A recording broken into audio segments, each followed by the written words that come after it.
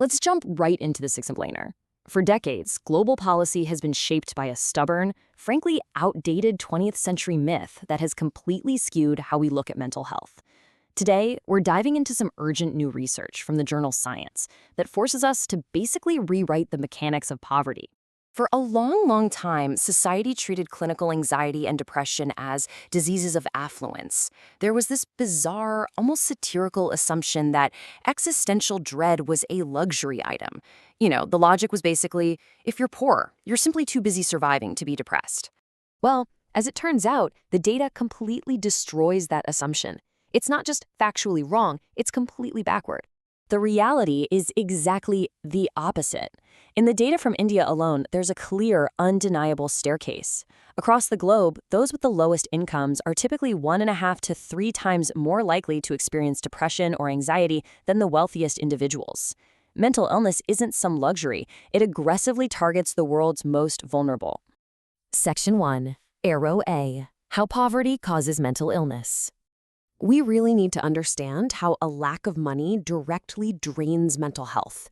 And this isn't just a loose correlation, it is deeply, structurally causal.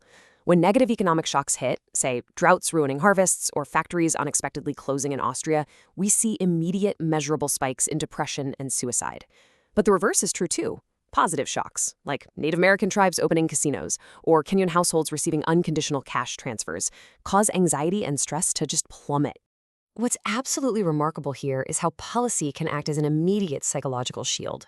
When Indonesia rolled out a targeted cash transfer program during severe droughts, which is a massive negative shock, the cash actually mitigated the horrific mental health impacts, cutting suicide rates by a staggering 18%. The cash literally saved lives in real time. But why? Well, poverty isn't just an empty bank account. It's a relentless physical and environmental assault on the brain. People in poverty are forced to juggle complex financial portfolios without any insurance, which leads to chronic, unrelenting worry. Then add on the physical toll: extreme heat without AC, sleep deprivation in noisy urban slums, toxic air pollution, and even early life trauma that actually impairs cognitive development while still in utero. The environment itself is constantly triggering a massive, inescapable stress response. Section 2. Arrow B. The mental tax. How illness drives poverty. Now, Arrow A is only half the story. To understand Arrow B, we have to talk about the mental tax. Depression literally changes how you make economic decisions. Think of it like having all your computer's RAM eaten up by background processes. Your cognitive bandwidth, your actual ability to focus, plan, and evaluate risk, gets completely hijacked. Depression distorts your memory, drawing your attention only to negative outcomes and making it feel absolutely impossible to take profitable risks or plan for the future. It is highly unrealistic, honestly even absurd, for our economic models to expect someone suffering from clinical anhedonia, which is the complete inability to feel pleasure or motivation, to somehow perfectly optimize their labor supply and flawlessly navigate the job market. Mental illness alters your time preferences. It makes it incredibly hard to defer gratification or save money. And it brings on a mountain of comorbid health costs that drain whatever little budget you had left in the first place. Section 3. The trap, a vicious bidirectional cycle. So, when you put Arrow A and Arrow B together, you don't just get a simple statistical correlation. You get a gravitational black hole. Poverty causes mental illness, and mental illness causes poverty. It creates this self-reinforcing trap. And here's the real kicker. A booming national GDP simply cannot cure this. Even as countries like India and China have seen massive aggregate economic growth, their burden of mental illness has actually skyrocketed.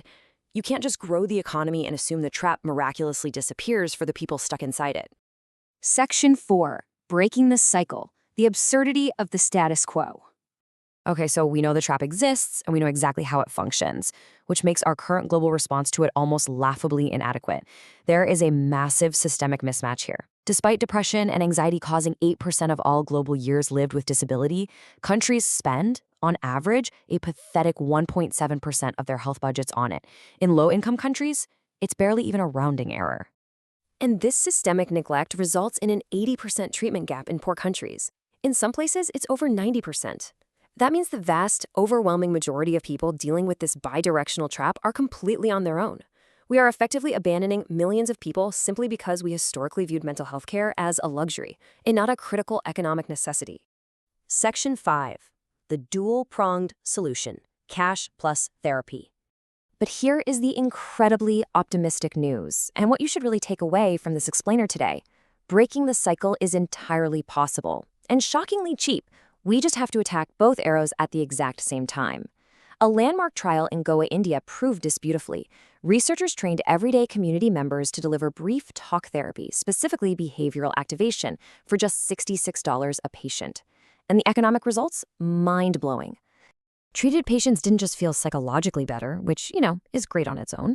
Because their cognitive bandwidth was restored, they were actually able to work 2.3 extra days per month. In a region where literally every single day's wage matters, that $66 therapy essentially paid for itself almost immediately by boosting their economic output and drastically reducing their other out-of-pocket health costs. The data points to a massive paradigm shift. If we combine traditional economic tools like cash transfers or asset drops with scalable, cheap psychotherapy, the gains become permanent.